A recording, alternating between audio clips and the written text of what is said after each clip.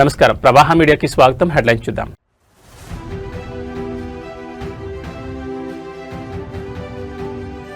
Drugs కేసులో రాజకీయ ప్రకంపనలు, కేటీఆర్ కు పీసీసీ చీఫ్ టెస్ట్ సవాల్.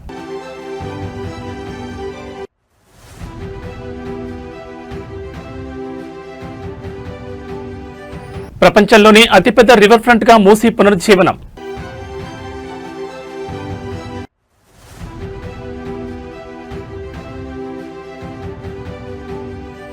మావోయిస్ట్ ముక్త్ భారత్, అమిత్ షా ఆపరేషన్ కగార్ సక్సెస్.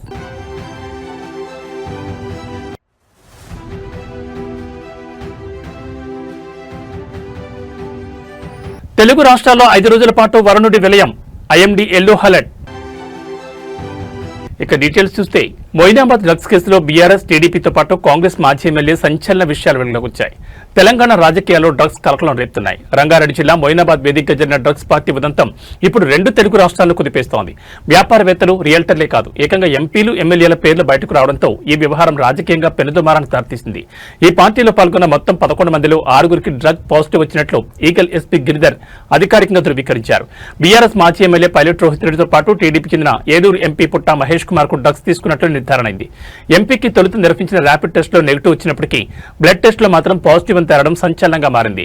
పోలీసుల ప్రాథమిక విచారణలో షాకింగ్ విషయాలు వెలుగు చూశాయి. ఈ పార్టీ కోసం సిమ్లా నుంచి కొకైన్ ప్రత్యేకంగా రప్పించినట్లు ఎస్పీ వెల్లడించారు. చట్టం ముందు అందరూ సమానమేనని, ఎంపీ అయినా ఎమ్మెల్యే అయినా వదిలే ప్రసక్తే లేదంటూ SP Giridhar clear cut warning ఇచ్చారు. ఈ కేసులో రాజస్థాన్ చెందిన ఓ మాజీ కాంగ్రెస్ ఎమ్మెల్యే పేరు కూడా వినిపిస్తుండటంతో బీఆర్ఎస్, టీడీపీ, కాంగ్రెస్ 3 పార్టీల నేతల ప్రమేయంపై సర్వత్రా చర్చ నడుస్తోంది. అయితే తమ నేతలను కాపాడుకునేందుకు ఢిల్లీ స్థాయి నుంచి అధికారులపై ఒత్తిడి వస్తోందని, ఫోన్ కాల్స్ వెళ్తున్నాయని ప్రత్యర్థి పార్టీలు ఆరోపిస్తున్నాయి. అధికార కాలం ఒత్తిళ్లకు తలగుతుందా, లేక డ్రగ్స్ మహమ్మారిని పెకిలించే దిశగా కఠిన చర్యలు తీసుకుంటుందా? ఈ కేసులో మరిన్ని అరెస్టులు ఉండే అవకాశం ఉందా? తెలియాలంటే వేచి చూడాల్సిందే.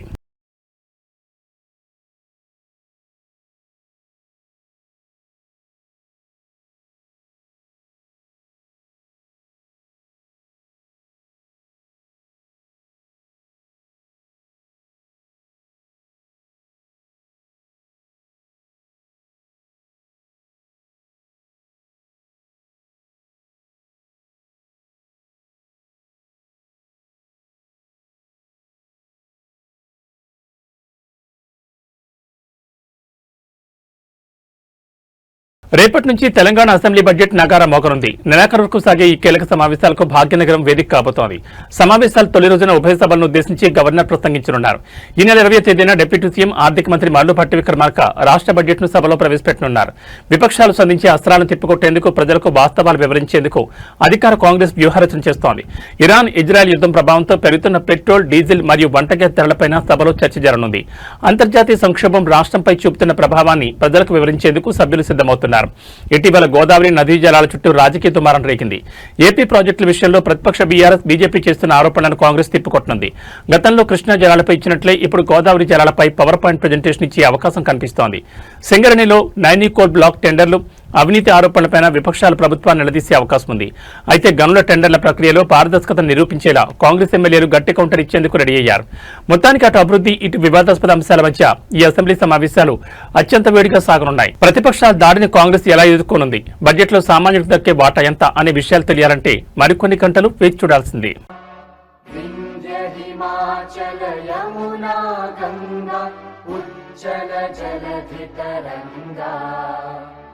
तव शुभ नामे जागे, तव शुभ आशीष मांगे, गाहे तव जय गाथा, जन गण मंगलदायक जय हे भारत भाग्य विधाता, जय हे जय हे जय हे जय जय जय जय हे।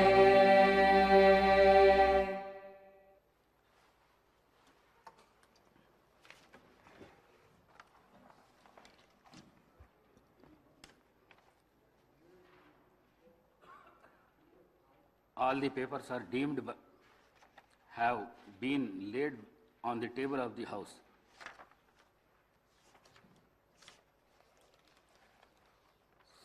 సంతాప ప్రతిపాదన. సూర్యాపేట జిల్లాలోని సూర్యాపేట శాసనసభ నియోజకవర్గ సభ్యులు శ్రీ రామరెడ్డి దామోదర్ రెడ్డి గారి మృతి పట్ల ఈ సభ తీవ్ర సంతాపాన్ని వ్యక్తం చేస్తూ శోకాదులైన వారి కుటుంబ సభ్యులకు తన ప్రగాఢ సానుభూతిని తెలియజేస్తున్నది. శ్రీ రామరెడ్డి దామోదర్ రెడ్డి గారు 1952 సెప్టెంబర్ 14వ తేదీన శ్రీ నారాయణ రెడ్డి శ్రీమతి కమలమ్మ దంపతులకు ఖమ్మం జిల్లాలో పాతలింగాల గ్రామంలో జన్మించారు. వీరి విద్యాభ్యాసం అంతా తెలంగాణ రాష్ట్రంలో జరిగింది. వీరు arts and science college Warangal నుండి గ్రాడ్యుయేషన్ పట్టా పొందారు. వీరు డిగ్రీ పూర్తి చేసిన అనంతరం శ్రీమతి ఇందిరాగాంధీ పిలుపు మేరకు కాంగ్రెస్ పార్టీలో చేరారు. వీరు 1985, 1989, 1989, 1994, 1999 మరియు 2004, 2009 టర్మ్లకు గాను తుంగతుర్తి నియోజకవర్గం నుండి శాసనసభ సభ్యుడిగా 4 పర్యాయములు మరియు 2009 నుండి 2014 మధ్యకాలంలో సూర్యాపేట నియోజకవర్గం నుండి గెలుపొందారు. మొయినాబాద్ డ్రగ్స్ పార్టీ కేసులో పొలిటికల్ హీట్ పీక్స్ కు చేరింది. బీఆర్ఎస్ మాజీ MLA pilot Rohit Reddy farm house లో దొరికిన కొకైన్ వ్యవహారంపై తెలంగాణ కాంగ్రెస్ ప్రెసిడెంట్ మహేష్ కుమార్ గౌడ్ సంచలన వ్యాఖ్యలు చేశారు. ఈ వ్యవహారంలో కేటీఆర్ బృందాన్ని టార్గెట్ చేస్తూ ఆయన విసిరిన సవాల్ ఇప్పుడు 2 రాష్ట్రాల్లో చర్చనీయాంశంగా మారింది. రేపటి నుంచి జరగబోయే అసెంబ్లీ సమావేశాలకు వచ్చే ముందు ఎమ్మెల్యేలు ఎమ్మెల్సీలు అందరూ డ్రగ్స్ టెస్టులు చేయించుకుని లోపలికి వెళ్దాం, దీనికి కేటీఆర్ సిద్ధమేనా అంటూ మహేష్ కుమార్ గౌడ్ ఓపెన్ ఛాలెంజ్ ఇచ్చారు. కేటీఆర్ మరియు ఆయన అనుచరుడు డ్రగ్స్ తీసుకుంటున్నారని అనుమానాలున్నాయని, అవసరమైతే కేటీఆర్ వెంటనే డ్రగ్స్ పరీక్షలకు రావాలని డిమాండ్ చేశారు. పొలిటికల్ ఒత్తిళ్లకు లొంగకుండా ఈగల్ టీం తన కర్తవ్యాన్ని నిర్వర్తిస్తోందని, డ్రగ్స్ రహిత తెలంగాణ కోసం సీఎం రేవంత్ రెడ్డి చేస్తున్న పోరాటాన్ని అడ్డుకోవద్దని విపక్షాలకు హితవు పలికారు. పోలీసుల ప్రాథమిక విచారణలో మొత్తం 11 మంది పట్టుబడిగా వారిలో 6గురికి డ్రగ్ పాజిటివ్ అని నిర్ధారణ అయింది. వీరిలో పైలట్ రోహిత్ రెడ్డి, బీఆర్ఎస్ మాజీ ఎమ్మెల్యే పుట్టా మహేష్ కుమార్ యాదవ్, ఏలూరు ఎంపీ టీడీపీ నమిత్ మిశ్రా, రితీష్ రెడ్డి, కౌశిక్, రవి, అర్జున్ రెడ్డి, ఈ జాబితాలో ఒక మహిళతో పాటు పలువురు బడా వ్యాపారవేత్తలు కూడా ఉండడం గమనార్హం. సిమ్లా నుంచి తెప్పించిన కొకైన్తో వీరంతా చిల్లవుతున్న సమయంలో ఈగల్ టీం మెరుపుదారి చేసి వీరిని అదుపులోకి తీసుకుంది. అధికార కాంగ్రెస్ విసిరిన డ్రగ్స్ టెస్ట్ ఛాలెంజ్ పై బీఆర్ఎస్ రియాక్షన్ ఎలా ఉండబోతోంది? రేపు అసెంబ్లీ గేట్ వద్ద నిజంగానే టెస్టులు జరుగుతాయా? ఈ డ్రగ్స్ కేసు ఇంకెంతమంది రాజకీయ నేతలు మెడకు చుట్టుకోనుంది?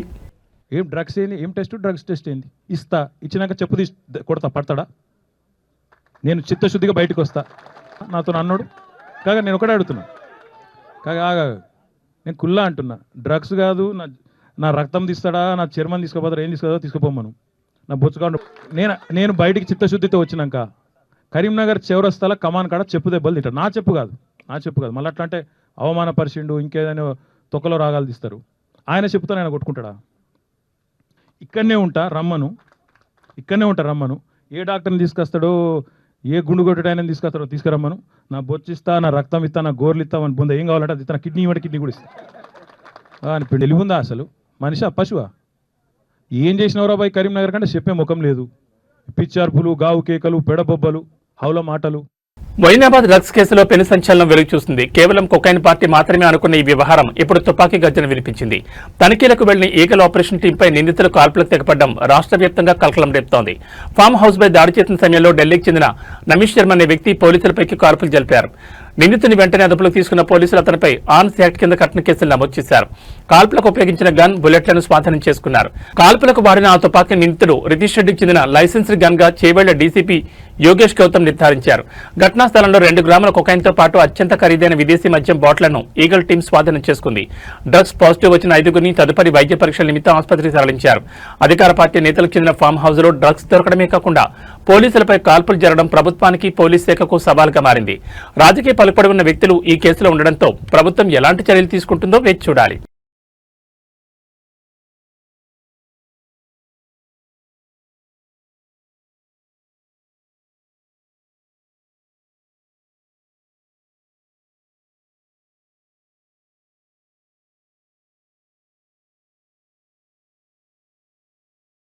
భాగ్యనగరం మరో అంతర్జాతీయ మైలురాయికి సిద్ధమవుతోంది. లండన్లోని థేమ్స్ నదిని మించి ప్రపంచంలోని అతిపెద్ద రివర్ ఫ్రంట్ ప్రాజెక్టుగా మూసీ పునరుజ్జీవనం అడుగులు వేస్తోంది. ముఖ్యమంత్రి రేవంత్ రెడ్డి సర్కార్ అత్యంత ప్రతిష్టాత్మకంగా తీసుకుంది ఈ ప్రాజెక్టు విషయంలో. లండన్ థేమ్స్ నది ప్రాజెక్టు 39 కిలోమీటర్లు మాత్రమే ఉంటే మన మూసీ ప్రాజెక్టు ఏకంగా 55 కిలోమీటర్ల పొడవును విస్తరించి ఉంది. మొదటి దశలో 21 కిలోమీటర్ల మేర పనులు చేపట్టనున్నారు. దీనికోసం భూసేకరణ కాకుండానే సుమారు 6,500 నుండి 7,000 కోట్ల వ్యయమవుతుందని అంచనా. ఉస్మాన్ సాగర్, హిమాయత్ సాగర్ నుంచి కలిసే ఈ ప్రాజెక్టులో 123 అడుగుల గాంధీ విగ్రహం ప్రత్యేక ఆకర్షణగా నిలవనుంది. 100 మీటర్ల ఎత్తున భవనంపై ఈ విగ్రహాన్ని ఏర్పాటు చేయనున్నారు. సీఎం రేవంత్ రెడ్డి బృందం ఇప్పటికే ప్రపంచంలోని ప్రముఖ రివర్ ఫ్రంట్లను పరిశీలించి ఈ మాస్టర్ ప్లాన్ రూపొందించింది. ఏడాదికి 40 బిలియన్ల మంది సందర్శకులు, దేశ ఆర్థిక వ్యవస్థలో 30% వాటా టూరిజందే. నిత్యం 1.5 లక్షల మంది పర్యాటకులు, రోజుకు 7,000 మంది సందర్శకులు, 85,000 మందికి ఉపాధి. ఇవే లక్ష్యాలతో మూసీని కూడా ఆర్థిక పర్యాటక కేంద్రంగా తీర్చిదిద్దనున్నారు.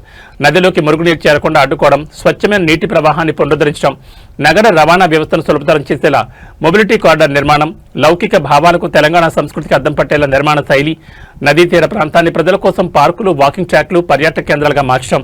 మూసీ అంటే కేవలం ఒక నది మాత్రమే కాదు, హైదరాబాద్ ఆర్థిక నాడ్లను కదిలించే ఒక భారీ ప్రాజెక్ట్. వేలాది మందికి ఉపాధి, లక్షలాది మందికి పర్యాటక అనుభూతిని అందించబోతున్న ఈ ప్రాజెక్టుతో తెలంగాణ కీర్తి ప్రపంచవ్యాప్తం కానుంది. అపార్ట్మెంట్లో ఒక అపార్ట్మెంట్ వాళ్ళ గురించి మొన్న వాళ్ళని మచ్చిక చేసుకోవడానికి అందులో 2-3 జర్నలిస్టులు ఉన్నారు.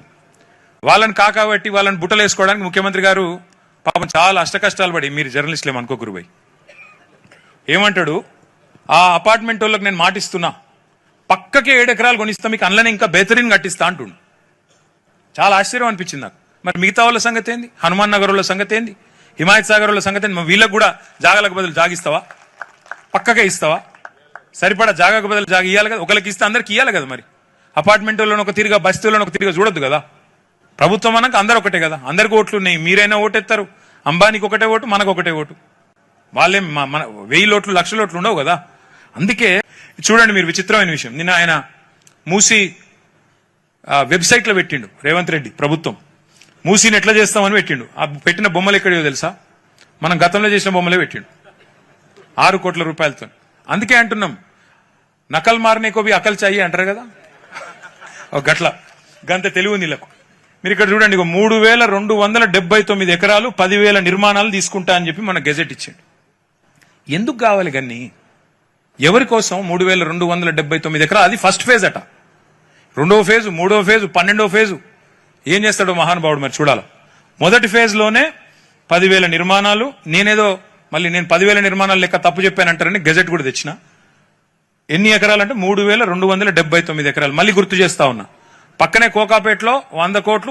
విశాఖపట్నం రోడ్లపై ఇప్పుడు కొత్త రకం తనిఖీలు వాహనదారులను హడలెత్తిస్తున్నాయి. బైకులకు, స్కూటర్లకు ఉండే మొబైల్ స్టాండ్లను ట్రాఫిక్ పోలీసులు యుద్ధ ప్రాతిపదికన తొలగిస్తున్నారు.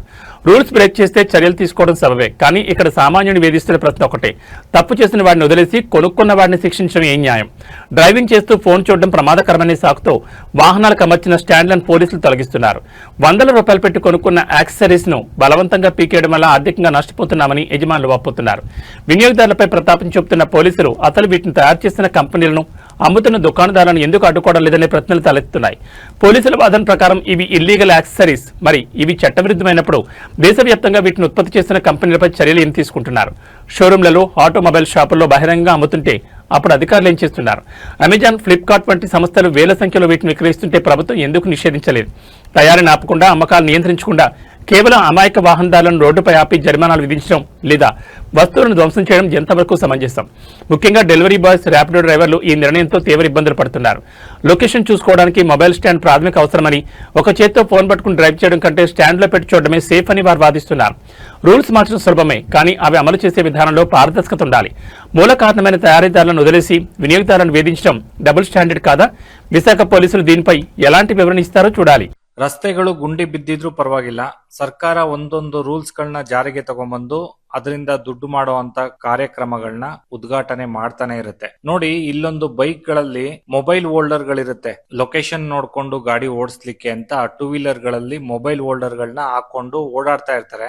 ಇದೀಗ ಆ ರೂಲ್ಸ್ ಇಲ್ಲ, ಆ ಮೊಬೈಲ್ ಹೋಲ್ಡರ್ ಗಾಡಿಗೆ ಹಾಕೋಂಗಿಲ್ಲ, ಅದರ ಅನುಮತಿ ಇಲ್ಲ ಅನ್ಬಿಟ್ಟು RTO ಡಿಪಾರ್ಟ್ಮೆಂಟ್ ಅವರು ಎಲ್ಲಾ ಗಾಡಿಗಳನ್ನ ನಿಲ್ಸಿ 2 ವೀಲರ್ ಗಳಲ್ಲಿ ಮೊಬೈಲ್ ಹೋಲ್ಡರ್ ಗಳನ್ನ ತೆಗೆದು ಕಳಿಸ್ತಾ ಇರುವಂತ ದೃಶ್ಯಗಳನ್ನ ನೀವು ನೋಡ್ತಾ ಇದ್ದೀರಾ. ಈ ತರ ಕೆಲಸಗಳನ್ನ ರೋಡಲ್ಲಿ ನಿಂತು ರೋಡ್ ಗುಂಡಿ ಆಗಿರುವಂತದನ್ನ ಮುಚ್ಚಿದ್ರೆ ಎಷ್ಟೋ ಒಳ್ಳೇದಾಗತ್ತೆ. ಬೇಜಾನ್ ಕೆಲಸಗಳಿರುತ್ತೆ, ಅಂಥದ್ದನ್ನ ಬಿಟ್ಟು ದುಡ್ಡು ಮಾಡೋ ರೂಟ್ನ ఈ రోజు ఒక సామాన్యుడు ఉదయాన్నే పేపర్ తీస్తే వార్త వెతుక్కోవాల్సిన పరిస్థితి ఏర్పడింది. ఒకప్పుడు వార్తాపత్రిక అంటే సమాజంలోని సమస్యల్ని ఎండగట్టే ఆయుధం, ప్రజాస్వామ్యంలో 4వ స్తంభం. కానీ నేడు మొదటి 5 పేజీలు తిప్పినా కనిపించేవి రంగురంగుల ప్రకటనలు, కార్పొరేట్ సంస్థల ఆఫర్లు, రాజకీయ నేతల శుభాకాంక్షలు మాత్రమే.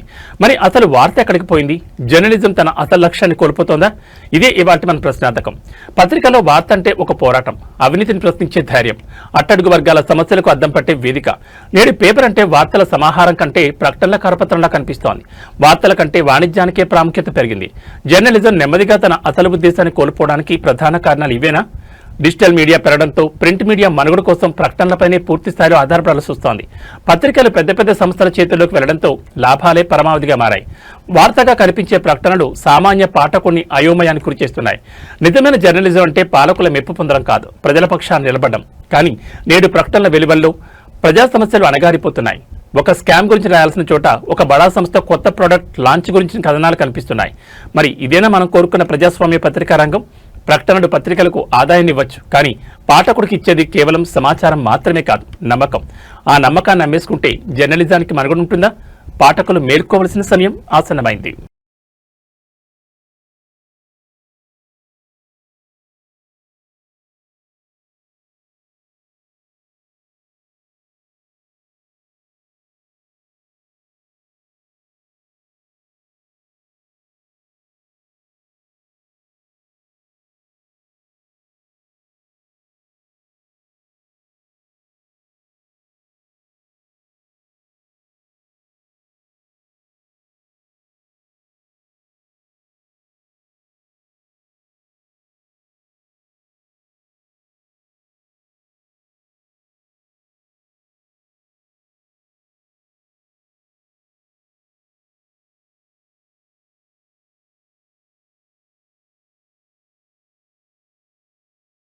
తెలుగువారి కొత్త ఏడాది ఉగాది పర్వదినాన్ని పురస్కరించుకుని దక్షిణ కాశీ శ్రీశైల మహాక్షేత్రం ముస్తాబైంది.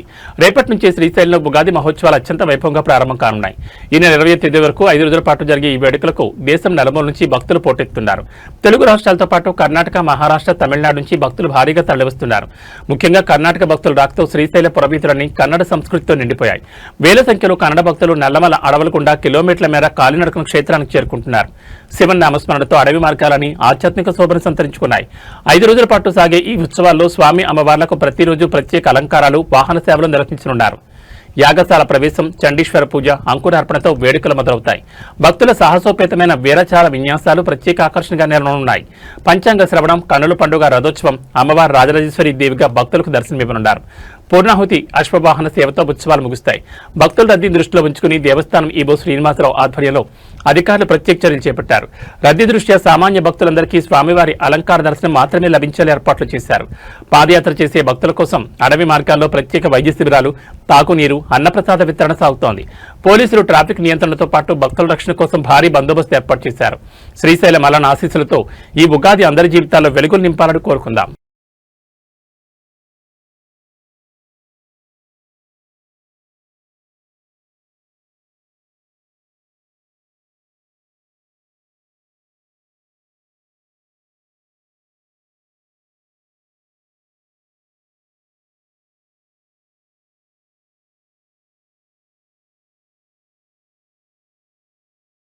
ఎండల తీవ్రతతో అల్లాడుతున్న ప్రజలకు బిగ్ రిలీఫ్. 2 తెలుగు రాష్ట్రాల్లో నేటి నుంచి 5 రోజుల పాటు భారీ వర్షాలు కురిసే అవకాశం ఉందని భారత వాతావరణ శాఖ హెచ్చరించింది.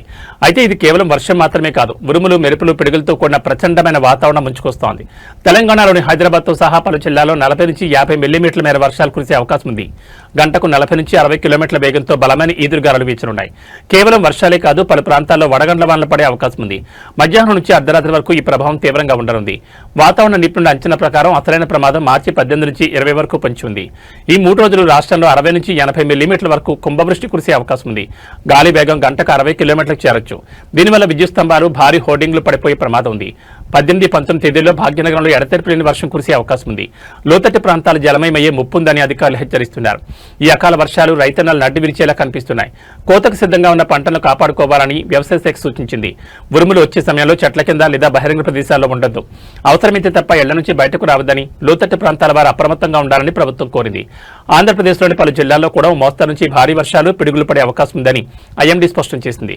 మొత్తానికి వేసవి వేడి నుంచి ఉపశమనం దొరికినప్పటికీ ఈ అకాల వర్షాలు తెచ్చే విపత్తుల పట్ల జాగ్రత్తగా ఉండాల్సిన అవసరం ఉంది. ప్రభుత్వం ఇచ్చే సూచనలను ఎప్పటికప్పుడు పాటిస్తూ అప్రమత్తంగా ఉండండి.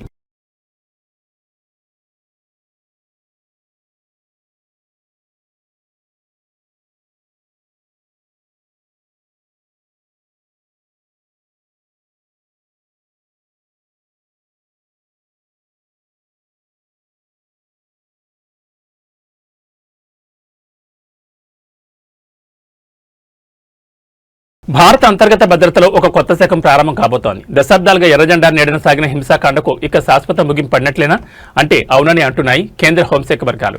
ఈ నెల 31వ తేదీ తర్వాత దేశవ్యాప్తంగా ఏ రోజైనా మావోయిస్టు ముక్త భారత్ సభను నిర్వహించేందుకు మోడీ ప్రభుత్వం సిద్ధమవుతోంది. ప్రధాని మోడీ ముఖ్య అతిథిగా హాజరయ్యే ఈ సభ ద్వారా భారత్ సాధించిన విజయాన్ని ప్రపంచ దేశాలకు వివరించడమే లక్ష్యం. లొంగిపోయిన 3,000కు పైగా మాజీ మావోయిస్టులు వారు అప్పగించిన అత్యాధునిక ఆయుధాలను అంతర్జాతీయ మీడియా సమక్షంలో ప్రదర్శించనున్నారు. దేశ రాజధాని ఢిల్లీలోనా లేక ఒకప్పటి మావోయిస్టు కంచుకోట్లైన రాయ్పూర్ లేదా జగదల్పూర్లోనా అనే అంశంపై కేంద్రం కసరత్తు చేస్తోంది.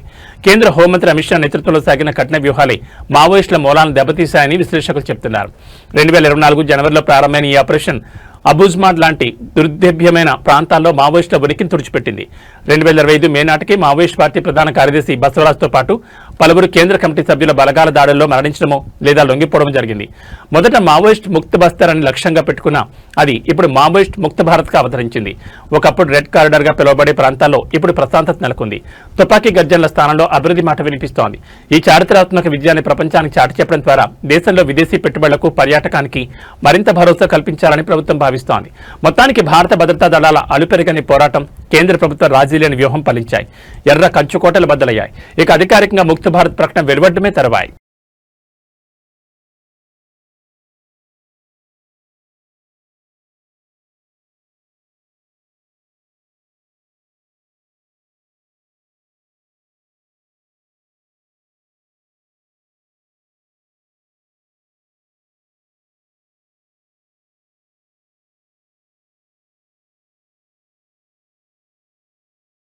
రాజకీయ వేదికల మీద తన స్పీచ్లతో రచ్చ చేసే మల్లారెడ్డి ఇప్పుడు డాన్స్ ఫ్లోర్ ను షేక్ చేశారు. వయసు 70 ఏళ్లు దాటినా కుర్రాళ్ళకి ఏమాత్రం తీసిపోని ఎనర్జీతో ఆయన వేసిన స్టెప్పులు ఇప్పుడు సోషల్ మీడియాను ఊపిస్తున్నాయి. బోయినపల్లిలోని తన నివాసంలో మల్లారెడ్డి కల్పనమ్మ దంపతుల 50వ వివాహ వార్షికోత్సవం అత్యంత వైభవంగా జరిగింది. కుటుంబ సభ్యులు, ఆత్మీయులు, రాజకీయ నేతలు ఈ వేడుకకు హాజరయ్యారు. వేడుక మధ్యలో అందరినీ ఆశ్చర్యపరుస్తూ Bollywood super hit song Dhurandhar పాటకు మల్లారెడ్డి స్టెప్పులేశారు. రణవీర్ సింగ్ లాగే తనదైన సిగ్నేచర్ మూమెంట్స్ తో అతిథులను ఫిదా చేశారు. మల్లారెడ్డి డాన్స్ చేస్తున్నంతసేపు అతిథులంతా ఏలలు, క్యారింతలతో ఆ ప్రాంతాన్ని హోరెత్తించారు. మరీ ముఖ్యంగా ఆయన సతీమణి కల్పనమ్మ చిరునవ్వుతో ఆయనను ఎంకరేజ్ చేయడం హైలైట్ గా నిలిచింది. ఈ వీడియో కాస్త సోషల్ మీడియాలోకి రావడంతో నెటిజన్లు రకరకాల కామెంట్లతో ముంచెత్తున్నారు. మల్లారెడ్డి అంటేనే ఒక వైబ్రేషన్. 70 ఏళ్లలో ఇంతే ఎనర్జీనా? మల్లన్న నువ్వు సూపర్, పాలమ్మినా పూలమ్మినా ఇప్పుడు డాన్స్ ఫ్లోర్ మీద అదరగొట్టినా అంటూ ఫ్యాన్స్ అందరూ చేస్తున్నారు. రాజకీయ ఒత్తిళ్లను పక్కన పెట్టి తన వ్యక్తిగత వేడుకల్లో మల్లారెడ్డి చూపించిన ఈ ఉత్సాహం నిజంగా స్ఫూర్తిదాయకం. ఏదేమైనా మల్లన్న డాన్స్ చూస్తుంటే దట్ ఈస్ మల్లారెడ్డి అనిపించక మానదు. ఆమె తోటి నేను పెళ్ళాడినప్పుడు నా దగ్గర ఒక సైకిల్, 2 పాల క్యాన్లు. ఈ రోజు 50 ఇయర్స్ మ్యారేజ్ ఎలా ఇండియాలో బిగ్గెస్ట్ ఎడ్యుకేషనిస్ట్ మల్లారెడ్డి. రాజకీయంలో లేనే, ఎడ్యుకేషన్లో లేనే, సోషల్ మీడియాలో కూడా నేనే. కాబట్టి మా స్టాఫ్ కానీ, మా టీచర్స్ కానీ, అక్కడ ఇంకా ఉన్న మా తమ్ముళ్ళు కానీ, మా కొడుకులు కానీ, మా మన్మళ్ళు కానీ వాళ్ళే నా కుటుంబ సభ్యులు. ఇవాళ వాళ్ళతోటే నేను ఎమ్మెల్యే అయినా, ఎంపీ అయినా, మినిస్టర్ అయినా. వాళ్ళు లేదు ఏమీ లేదు. నేను ఇలా సంగీత్ పార్టీ చేస్తున్నా అంటే మా టీచర్ల కోసము, మా కార్యకర్తల కోసం, మా క్యాడర్ కోసం, నా తమ్ముళ్ళ కోసం, నా కొడుకుల కోసం చేస్తున్నాను. ఎందుకంటే వాళ్ళకు కూడా తెలవాలి ఒక మార్గదర్శకం, ఒక లీడర్ అంటే ఎట్లా ఉండాలి, మల్లారెడ్డి మాదిరి ఉండాలి. ఒక క్యాడర్ ఎట్లా చేయాలి, ఒక ఎమ్మెల్యే ఎట్లా మెయింటైన్ చేయాలి, మల్లారెడ్డి లెక్క చేయాలి. సొంతం నా కొడుకుల లెక్క. మా ఇంట్లో పెళ్లి అయితే వాళ్ళందరూ కూడా మా ఇంట్లో అవుతున్నట్టుగా వాళ్ళు ఫీల్ అయ్యారు. వాళ్ళకి ఆ ఫీలింగ్ తీసుకొచ్చిన.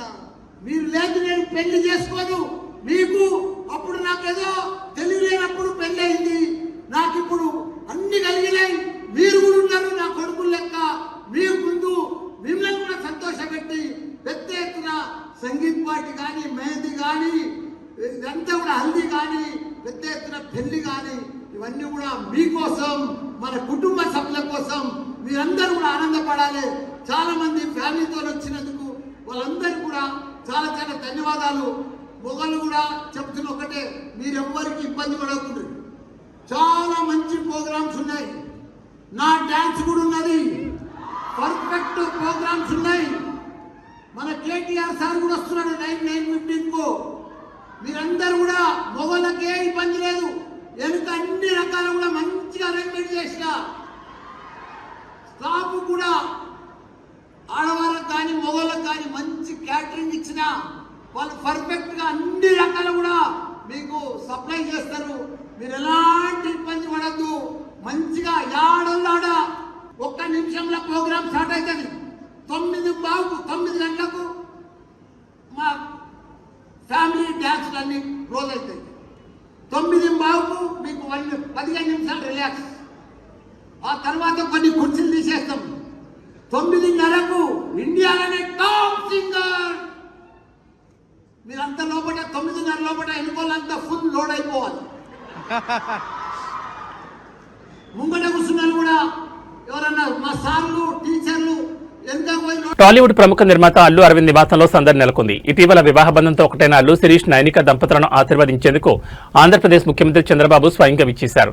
రాజకీయ రణక్షేత్రం నుంచి కాస్త విరామం తీసుకుని పాత మిత్రుడి కుటుంబంతో చంద్రబాబు గడిపిన ఈ క్షణాలు ఇప్పుడు ఆసక్తికరంగా మారాయి. అల్లు శిరీష్ నైనికలను కలిసిన చంద్రబాబు నూతన వధువర్లకు పుష్పగుచ్చం అందించి శుభాకాంక్షలు తెలిపారు. నిండు నూరేళ్లు సుఖ సంతోషాలతో వర్ధిల్లారని మనసారా ఆశీర్వదించారు. తమ నివాసానికి వచ్చిన ముఖ్యమంత్రికి అల్లు అరవింద్ కుటుంబ సభ్యులు సాదర స్వాగతం పలికారు. ఈ సందర్భంగా అల్లు అరవింద్ సీఎంను శాల్వాతో సత్కరించి ఒక ప్రత్యేక జ్ఞాపకం బహుకరించారు. చాలా కాలంగా అల్లు కుటుంబానికి నారా కుటుంబానికి మధ్య అత్యంత సన్నిహిత సంబంధాలున్నాయి. రాజకీయాలకు అతీతంగా సాగే ఈ స్నేహబంధం ఈ భేటీతో మరోసారి స్పష్టమైంది. కేవలం కుటుంబ సభ్యులు అత్యంత సన్నిహితుల మధ్య జరిగిన ఈ కార్యక్రమంలో పలు ఆసక్తికర విషయాలపై వారు ముచ్చరించినట్టు తెలుస్తోంది. అల్లు శిరీష్ వివాహం తర్వాత అటు మెగా కుటుంబం ఇటు నందమూరి నారా కుటుంబాల మధ్య ఈ రాకపోకలు మెగా అభిమానులు కూడా కొత్త ఉత్సాహం నింపుతున్నాయి. నూతన దంపతులకు వివాహ శుభాకాంక్షలు తెలియజేశారు.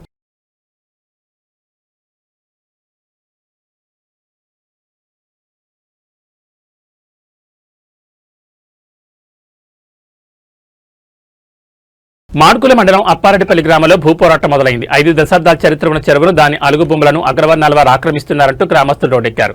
అధికారులు చూస్తూ ఊరుకుంటున్నారా లేక ఆక్రమణదారులకు వత్తాసు పలుకుతున్నారా అనే ప్రశ్నలు ఇప్పుడు వెలువెత్తున్నాయి. గతంలో నష్టపరిహారం చెల్లించి సేకరించిన సర్వే నెంబర్ 168లోని చెరువు భూములు ఇప్పుడు ఆక్రమణ పాలవుతున్నాయి. కొత్త పాస్బుక్లు వచ్చాయన్న నేపథ్యంతో అధికారులు అండదండలతో చెరువు భూములను క్రయ విక్రయాలు చేస్తున్నారని గ్రామస్తులు ఆరోపిస్తున్నారు. ఏకంగా చెరువు అలుగును ఆక్రమించి 4 ఎకరాల్లో కడీలు పాతి బోరుబావి కూడా వేయడంపై సర్వత్రా ఆగ్రహం వ్యక్తమవుతోంది. నిన్న రాత్రికి రాత్రే అలుగు అడ్డంగా కట్టవేసినట్లు స్థానికులు చెబుతున్నారు. తెలంగాణ బ్లాక్ వాయిస్ అధ్యక్షుడు శ్రీధర్ గోవింద్ ఆధ్వర్యంలో గ్రామస్తులు తమ నిరసనను గలమెత్తారు. చెరువు విధ్వంసం కావడం వల్ల చుట్టుపక్కల గ్రామాల భూగర్భ జలాలు అడుగంటుకుపోయాయని వారు వాపోతున్నారు. ఎన్నిసార్లు ఫిర్యాదు చేసినా రెవెన్యూ నీటిపారుదల శాఖ అధికారులు పట్టించుకోవడం లేదని ఆరోపించారు. చెరువు పక్క నుంచి వెళ్తున్న కేఎల్ఐ కాలువ ద్వారా చెరువులోకి నీటిని నింపి ఆ భూములను రక్షించాలని గ్రామస్తులు డిమాండ్ చేస్తున్నారు. ఇవి బులెటిన్ విశేషాలు. నమస్కారం.